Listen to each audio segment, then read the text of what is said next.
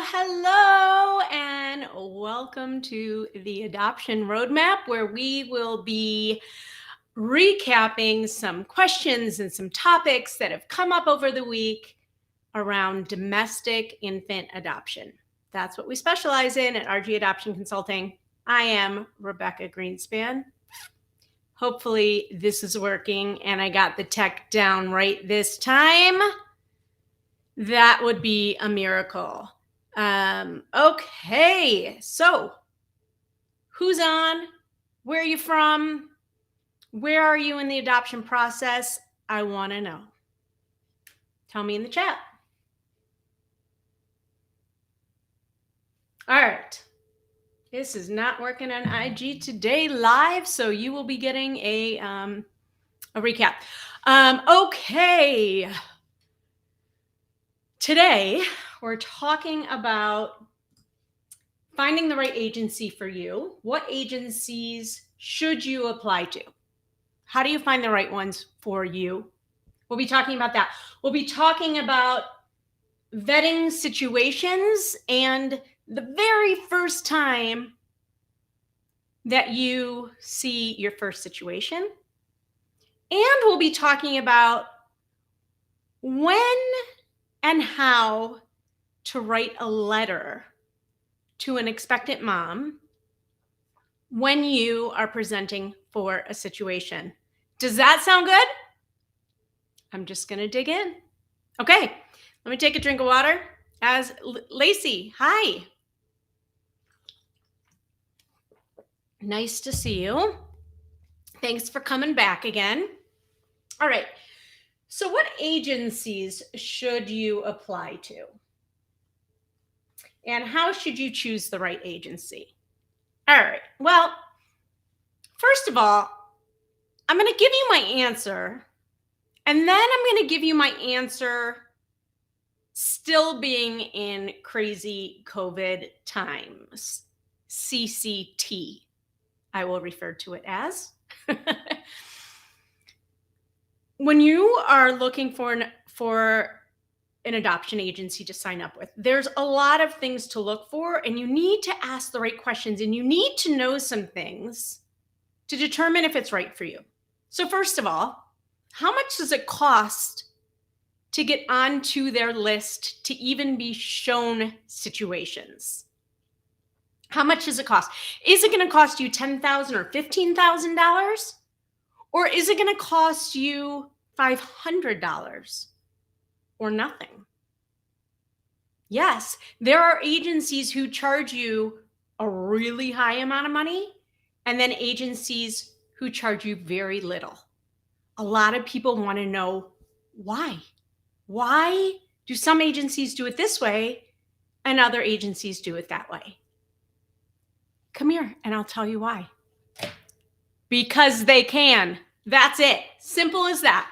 They just can. They when it comes to adoption, there is no comparing apples to apples. There is no one size fits all.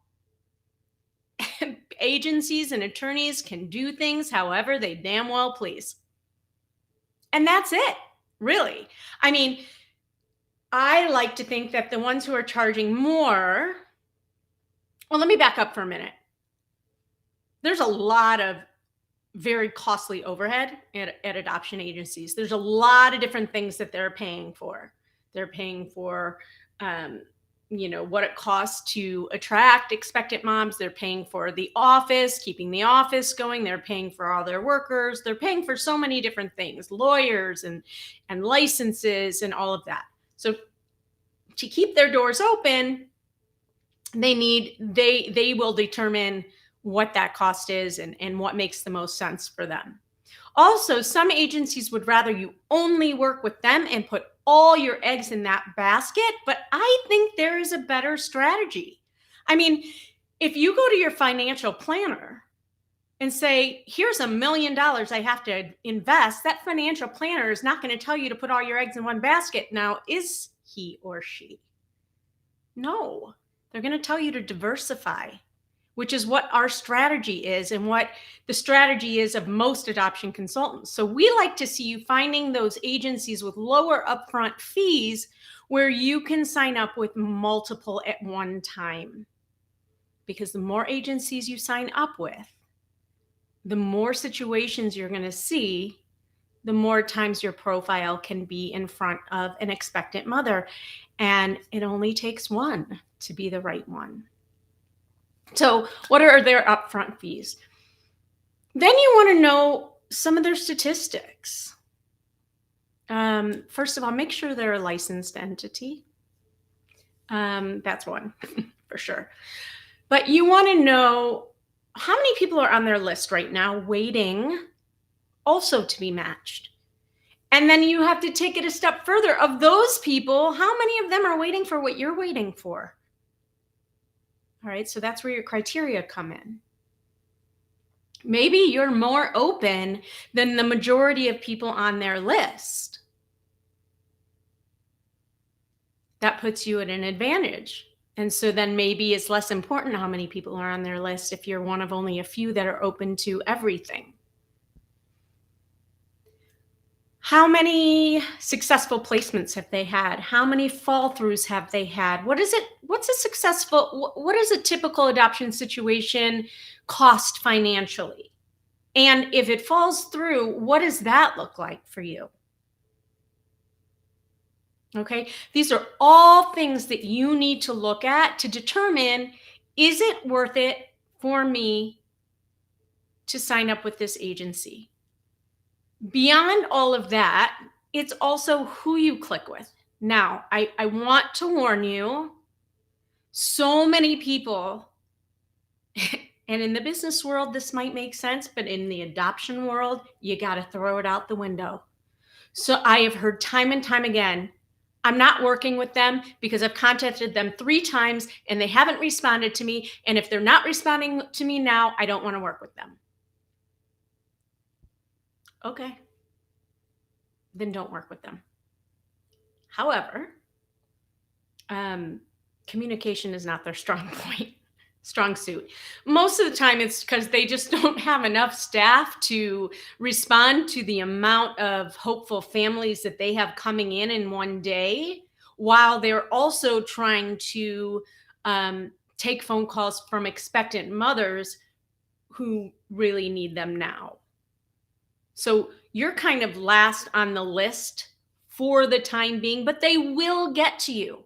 And sometimes it feels like a cat and mouse game, and it sometimes is. And when you finally get them on the phone or an email, how do you feel about the information they're sharing with you or about the way you connected?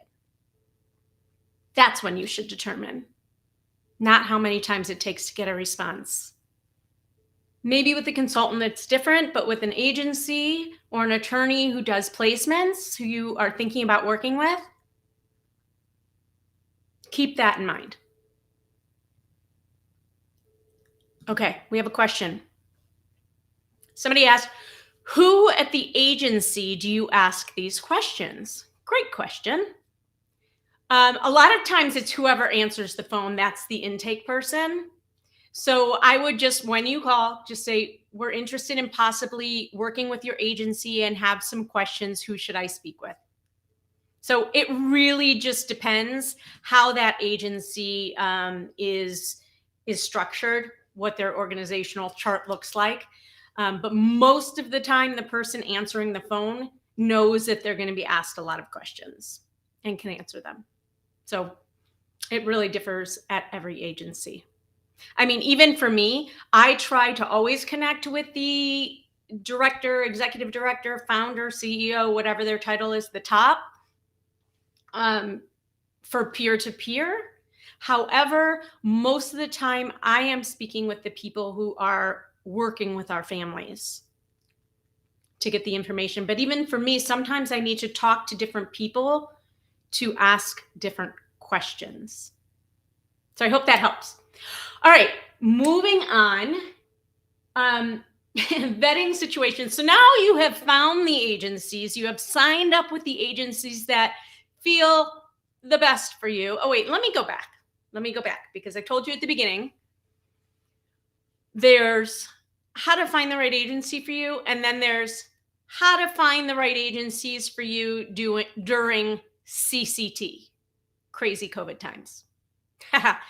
Since the onset of COVID, and it's just gotten worse over time, the agency lists have gotten over the top crazy. CCT. Remember CCT. Crazy COVID times. You might find an agency that has 200 or more families waiting, while last year they only did 9 placements. What? Why the hell would you ever want to get on that list? I'll tell you why. I would have told you to run, and I would never advise you to sign up with that agency except now. There are way more agencies that are closed and not taking any more families. Granted, I respect. I like the way they do things better because they're closing their lists because they don't want it to get outrageous, and they'd rather serve the families they have on their list and make sure that they are all happy. But then where does that leave you when you're ready to get on a list? Yes, you'd rather be in before they close down their lists, but if you're trying to get on an agency list and you're hearing no, we're not taking anyone, and a lot of times their wait lists are even full, you at least want to get to be one of those 200 plus families, because as things begin to pick up, remember that if other families are also doing the multi-agency approach, a lot of them are matching elsewhere or have adopted, and oftentimes they forget to let their agencies know who they're signed up with. So that the number that they tell you are on their list could be a little bit lower. And as things pick up, you may just be the one that's open to this situation. I actually have an agency who I have a great relationship with, and they have, I think, over 200 families on their wait list. And I'm like, why are you still accepting families? And she said, Becca, because when I send out a situation to my 200 plus families, you would be shocked at the fact that I get so few responses. So, lesson learned. Be checking your email multiple times a day if you are actively waiting, please, and respond right away. Whether you're interested or not, let them know you're still actively waiting, you're alive and well, and you are appreciative of getting that situation sent from them. Okay, does that all make sense? Somebody asked, are adoption cases picking up? Yes, I think that they are. And that's the sentiment all over. I mean, we have been sent a lot of situations just through directly to us, besides the agencies that our families sign up with. We have been sent a lot of situations this year already. So I am definitely seeing that it is picking up for sure. Okay. And for some reason, by the way, on the program that I'm streaming from, and hopefully it's not too blurry where you're watching, on my end, it looks perfectly clear. And I don't know what these 2 dots are in my face. I can't figure out where it's coming from. So I apologize. I know it's probably annoying and you're like, what's on my screen? The comments for a lot of you just come up as Facebook user, and I'm not exactly sure why. So I apologize if I don't use your name. So I do think that it's picking up. I do. And I'm also getting more and more. Oh, good, Gina. I'm getting contacted more and more by agencies saying, okay, we have 5 spots open. I got one today. We have 5 spots open for new families, or we're going to open it up for a little while, but it'll probably fill up quickly and then we'll close it again. So That's another reason why being with a consultant is really good, because oftentimes we're the first to know if they're going to open up, and sometimes agencies open up for a second before they fill up again. So you want to be in the know when that's going to happen. All right, now you get sent situations, and that first situation that you get is really exciting, and oftentimes you have very high expectations and maybe even unreasonable expectations. So you're quick to say no. Another reason why, and this is, I did not come on here ready to plug consultants, although I am one and I run a, that's what I do. But that is another great reason to have a consultant, because you should be vetting every single situation that you receive with your consultant, because even if you think it's a no, sometimes we can talk that through with you. And if we can start finding out, okay, why is it a no for you? We can tell you whether that's reasonable or whether you might be setting yourself up for failure if your expectations are that high or that low or whatever it is. We know what they look like. So we may be able to tell you, okay, in 6 months, if you see the same situation, would you present to it? And we might be able to talk that through with you. But a lot of people just are expecting that perfect situation, and there is no perfect situation. So please get on the phone with someone who can talk it through with you. All right, here's a comment. We have learned so much just through receiving situations and reviewing it with our consultant. Yeah, awesome. Cool. Awesome, Wendy. I see your comment. You're just waiting for your list of agencies to get ready to go. And I know your consultant is out of town, but she will be back next week. All right. So just kind of, as you're looking through situations, kind of go down the checklist of what some of the important things are. And I think I have a blog about this on my website, which is rgadoptionconsulting.com. And if you just go to the search bar and say vet situations or vetting situations, I have a whole blog on this. But, you know, some of the things you want to be looking for are, what's the situation with the birth father? Does she have support? Looking at all is there substance exposure? Is there mental health stuff going on? You want to look at all of that. And you also want to know, what is the financial risk should this fall through? So if all those questions that you might have are checking the box, or if most of them are, you may want to present. But let me give you a word of caution. Do not present thinking you can then ask questions later. You can ask questions later, but you are expected to move forward. If you present on the presumption that if you get picked, then you'll do your research, an agency is going to be really upset, because you've just really hurt this expectant mom who had her heart set on you. And it's just not good practice. And you might ruin your relationship. Oh, you didn't sound snarky, Wendy. Not at all. Not at all. I'm excited for you. So hopefully that helps. Hopefully those are some good tips for you about agencies, about situations, and letters to the expectant mom. So now you decide you want to present to a situation. There may be times you want to write a personal letter to her, and there may be times you just don't need to. Sometimes when you're presented a situation, you're going to get a lot of information about her personal interests, her hobbies, where she works, things that something clicks with you that makes you feel super connected to her, that she will not know about you unless you write a letter. So do not write a letter that is just a repeat of your profile.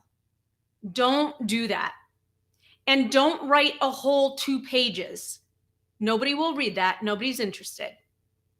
Make it something that is personal and connecting to her, that she might not otherwise read about you in your profile.